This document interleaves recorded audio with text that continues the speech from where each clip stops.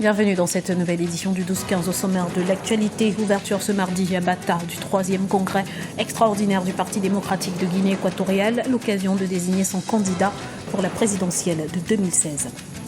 Le Premier ministre togolais Komi Selam Klassou appelle à une mutualisation des efforts contre le terrorisme. C'était lors du 2e forum de Dakar sur la paix et la sécurité en Afrique qui s'est ouvert ce lundi. Et puis découverte en fin d'édition de la Foka Beauty Academy, une école internationale d'esthétique inaugurée ce lundi à Niamey, capitale nigérienne. Dans le cadre de la célébration du 3e congrès extraordinaire du Parti démocratique de Guinée équatoriale qui s'ouvre ce mardi à Bata, le parti au pouvoir et ses militants ont multiplié les efforts en vue d'une meilleure organisation. Les détails dans ce reportage de notre correspondant Policarpo Edoumassa. Le Parti démocratique de Guinée équatoriale, le parti au pouvoir, se mobilise pour la tenue du 3e congrès extraordinaire. À l'issue de la célébration du 3e congrès extraordinaire, le président fondateur du PDGE, Teodoro Obiangema Bazogo, multiplie les rencontres avec les membres de son parti. Lors de la dernière réunion du Conseil national dimanche, les teneurs du parti au pouvoir ont fait le point sur les sujets qui seront soumis au congrès. La désignation d'un candidat à l'élection présidentielle de 2016 figure au menu des discussions. Pour le leader du PDGE, la célébration du congrès constitue l'occasion pour analyser les problèmes qui touchent la société équato-guinéenne. El Congreso Nacional Extraordinario es simplemente para volver a revisar. L'organisation du congrès extraordinaire n'est pas seulement pour valider la candidature du président, mais c'est aussi une opportunité pour trouver des solutions aux problèmes nationaux tous ensemble. J'espère qu'avec le programme qui nous a été présenté, on trouvera des solutions.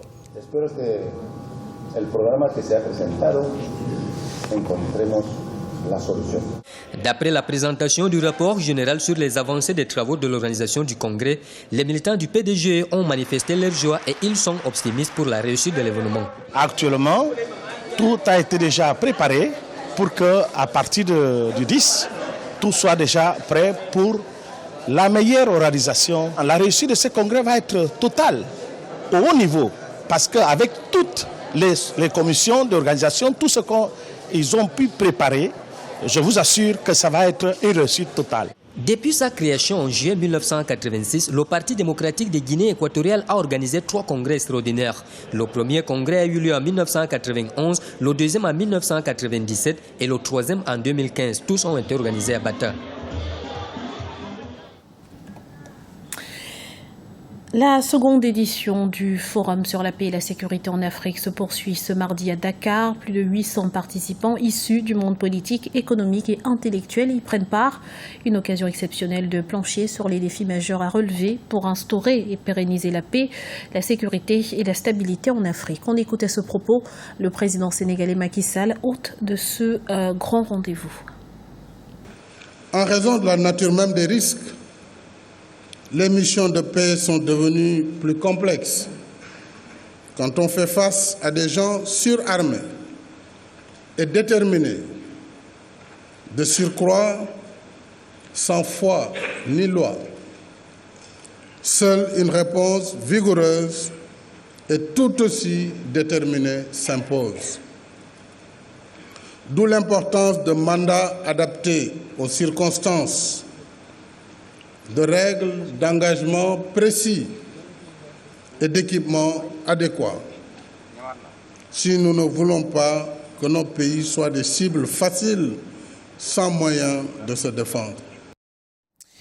L'Afrique doit faire face aux grands défis liés à son développement et à la lutte contre la pauvreté pour mieux affronter le terrorisme. Ce sont les propos de Komi Selam Klassou, Premier ministre togolais, qui participe à cette deuxième édition du Forum international de Dakar sur la paix et la sécurité. Liselsi Akizimana. La pauvreté et le terrorisme sont étroitement liés. Telle est l'analyse du Premier ministre togolais Komi Selam Klassou. Il participe au Forum international de Dakar sur la paix et la sécurité qui a débuté ce lundi 9 novembre 2015 au Sénégal. Lorsque nous analysons le phénomène de la migration aujourd'hui, les gens qui acceptent mourir à la recherche du bien-être, ces mêmes personnes, lorsqu'on leur propose un Eldorado, comme quoi si vous adhérez à telle idéologie, voilà le gain que vous tirez. Les gens n'hésitent pas.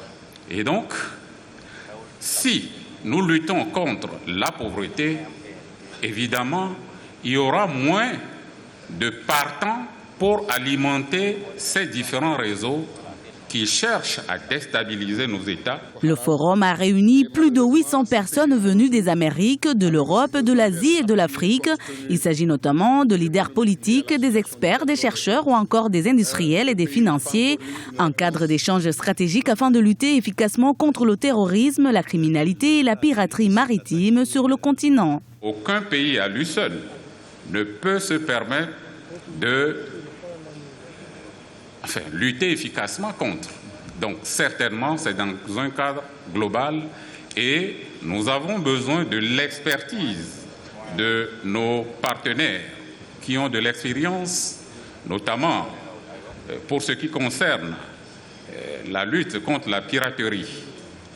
Justement, le Togo se prépare avec l'appui de l'Union africaine à organiser dans le processus de ce que nous sommes en train de vivre aujourd'hui, dans la dynamique de ce qui avait été fait au niveau du Cameroun, pour que nous puissions essayer de voir comment, ensemble, on va affiner les stratégies pour mieux combattre le phénomène et mettre notre continent à l'abri. Durant 2 jours, les participants se penchent sur plusieurs thèmes à travers des conférences et ateliers.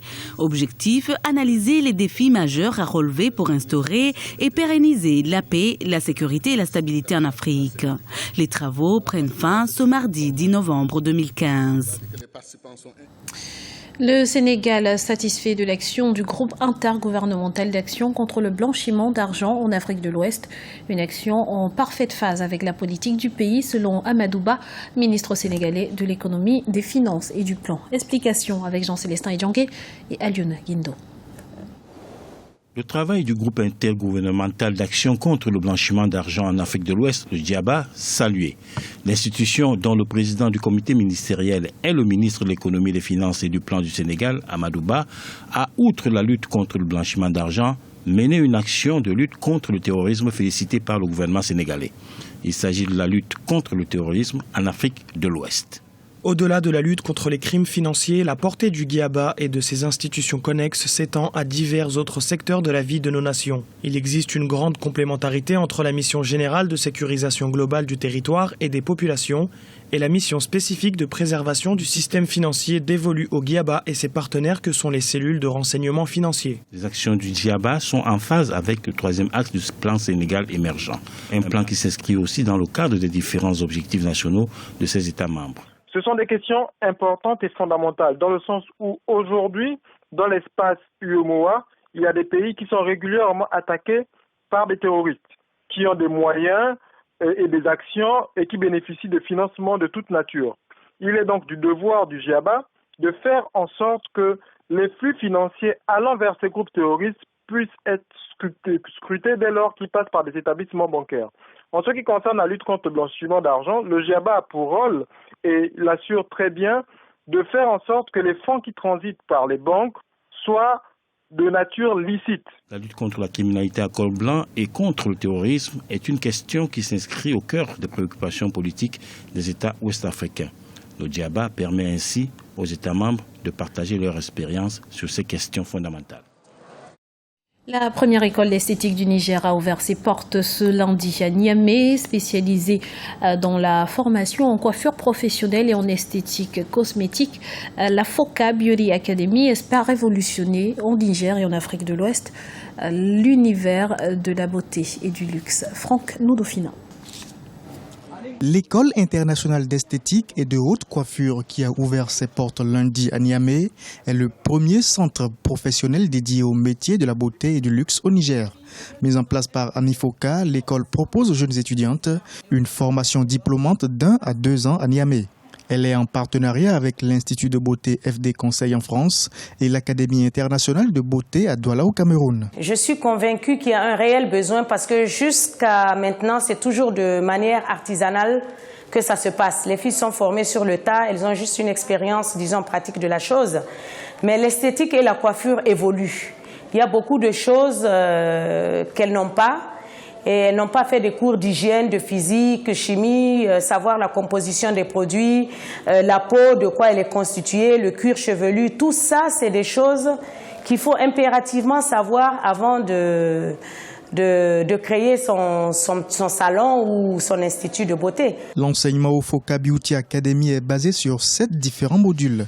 Un enseignement général et un enseignement professionnel comprenant la biologie et la cosmétique. Avec 70% de cours pratiques et 30% de théorie, FOCA Beauty Academy espère aujourd'hui révolutionner le secteur de la beauté et de l'esthétique, très peu mis en valeur au Niger. Il n'y a pas que la science parlant de la médecine, c'est aussi l'esthétique. L'esthétique, pareil, on ne va pas être du reste.